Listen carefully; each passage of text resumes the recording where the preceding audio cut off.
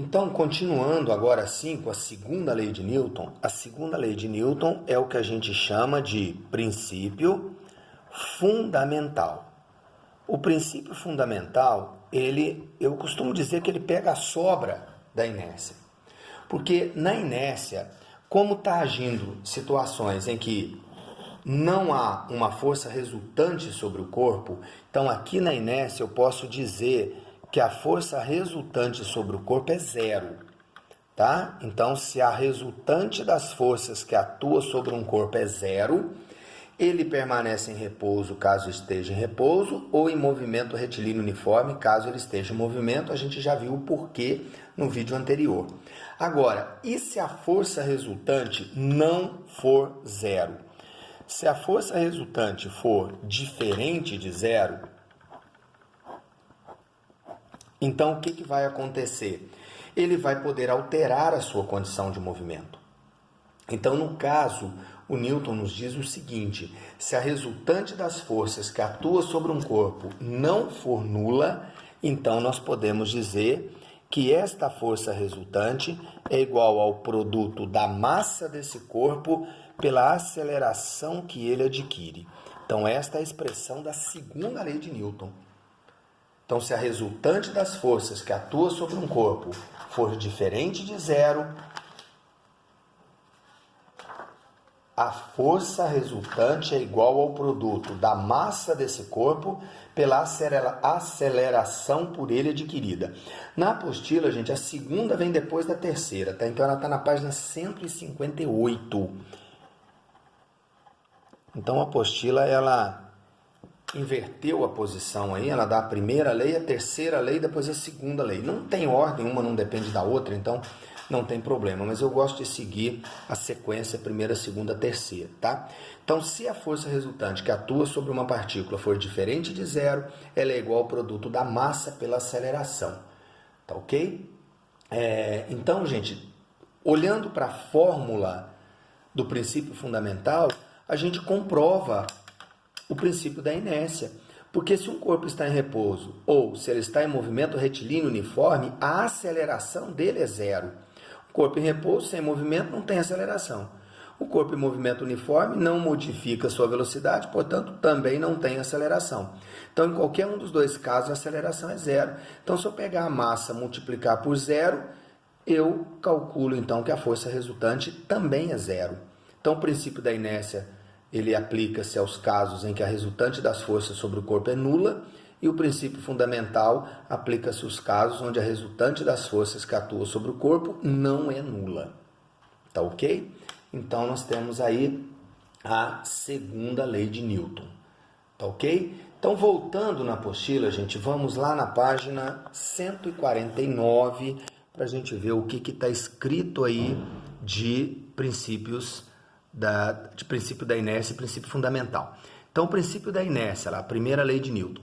Na ausência de forças ou se a resultante delas for zero, um corpo em repouso continua em repouso e um corpo em movimento tende, por inércia, a seguir em linha reta com velocidade constante. Tá certo? Então, aí o princípio da inércia. Se um corpo está em repouso, ele permanece em repouso. Se ele está em movimento, ele permanece em movimento retilíneo uniforme. E agora aqui a segunda lei de Newton. No movimento retilíneo em que o módulo da velocidade aumenta, a força resultante e a aceleração são no mesmo sentido do movimento. Então, existe uma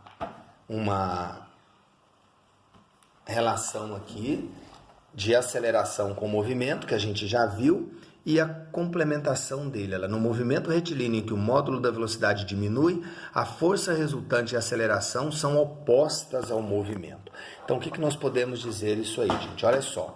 Considerando que a força e a aceleração são vetoriais, então eu posso dizer que a força resultante é a massa vezes a aceleração. Tá certo? Bom, gente, daqui nós podemos deduzir que o vetor força e o vetor aceleração têm o mesmo sentido, têm a mesma direção e o mesmo sentido. Então, gente, o que isso que eu acabei de ler significa? Significa assim, ó, se eu tenho aqui, eu vou desenhar a curvinha aqui porque é mais fácil, a reta ela vai sair torta de qualquer jeito. Então aqui o nosso carrinho padrão, e aqui é o seguinte, ó, a velocidade desse carrinho é para cá, certo? Se eu aplico nesse móvel uma força nesta direção e sentido, obrigatoriamente vai surgir uma aceleração nessa direção e sentido. Então aqui eu vou até colocar um R para dizer que é a força resultante. Então a aceleração sempre no mesmo sentido da força. Se a força é aplicada no sentido do movimento, então o que vai acontecer? A aceleração surge no sentido do movimento. E aqui a gente já viu no capítulo anterior de movimento variado, né? Que nós temos aqui então um movimento acelerado. Tá ok? Porque aceleração e velocidade têm o mesmo sentido. Isso a gente já viu no capítulo anterior.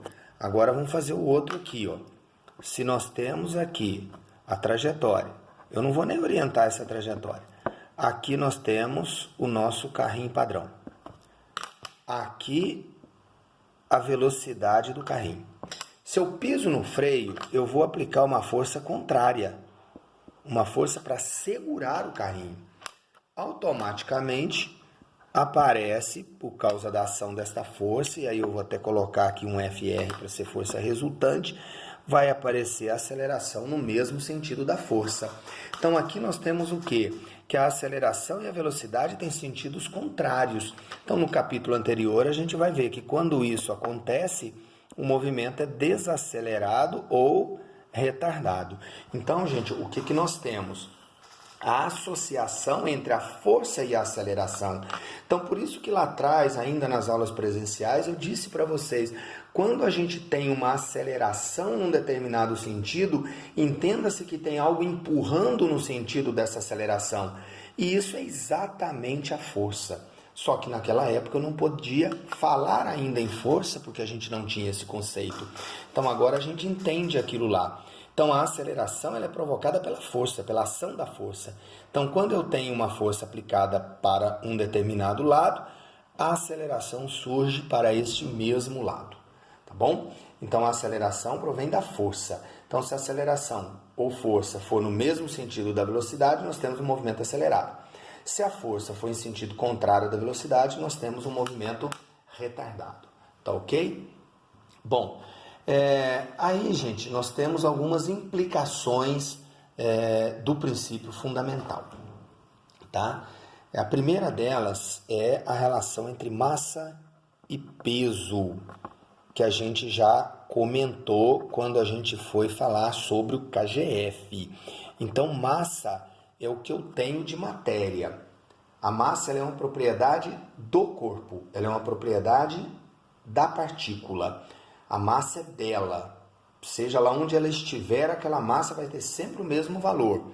Então, se você tem um astronauta que na Terra ele pesa 80 quilos, se ele for para a Lua, ele vai ter os mesmos 80 quilos. Agora, veja bem,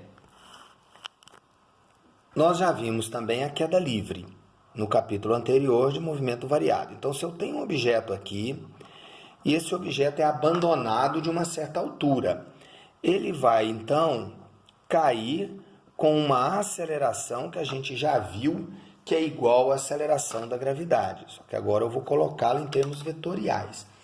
Então, se eu solto esse corpo, por que ele cai? Se ele está parado na minha mão, ele está em repouso. Se eu soltar e ele se mover, é porque a força resultante sobre ele não é zero. Porque se a força resultante sobre ele for zero, ele vai permanecer em repouso. Eu vou soltar, esse cara vai ficar flutuando lá para o resto da vida. Só que ele não vai flutuar. Quando eu soltar esse corpo, ele vai cair. Por que ele vai cair? Porque ele está sendo puxado pela gravidade que funciona como aceleração. Então nós vamos ter nesse caso aqui sobre esse corpo uma força resultante que é a massa vezes a aceleração. E se essa aceleração for a aceleração da gravidade, nós vamos chamar esta força de peso. Então peso é diferente de massa. Massa é o que a pessoa ou que o corpo tem de matéria. Peso é a força com que a Terra o puxa para baixo, ou a Terra ou outro corpo celeste qualquer. Então nós podemos dizer que aqui, age sobre essa partícula que foi abandonada uma força resultante que é o seu peso. Então o peso de um corpo é expresso pelo produto da massa desse corpo pela aceleração da gravidade. Ok? Então esta é a segunda lei de Newton, tá? E aí então, gente, eu vou pedir a vocês, como tarefa, que façam os exercícios da página 166. Então vamos escrever aqui, tá? Tarefinha de hoje. Não tem o quadrinho, mas tem aqui. Página 166, 167. Vocês vão fazer os exercícios. Vocês vão fazer os exercícios 15, 16 e 17, ok? Aí no próximo vídeo eu entro corrigindo esses exercícios. Então, na próxima semana eu posto um novo vídeo corrigindo os exercícios 15, 16 e 17 que ficam aí de tarefa para vocês, ok?